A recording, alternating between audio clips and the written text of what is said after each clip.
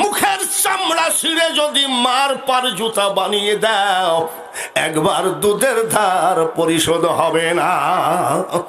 মাকে টেনে কান্দে করে 18 বার হজ করাইছে, বড় এক সিন্দুকের মধ্যে করে। হাজী সাহেবরা বলছে সিন্দুকের মধ্যে কি আছে? বলে এটা আমার একান্ত ব্যাপার, এটা জিজ্ঞাসা করবা না। 18 বার হজ করার পরে সিন্দুকের তালা খুলেছে কাবা শরীফের সামনে।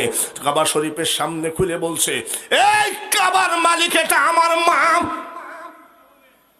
পায়ে হেঁটে 18 বার হজ করাইছি, আমার মাকে মাটিতে পা ফেলতে দিই নাই। আমার মা এক দুধ খাইছিলাম, দুধের ধার মাফ হয়েছে কিনা কাবার মালিককে বলছে।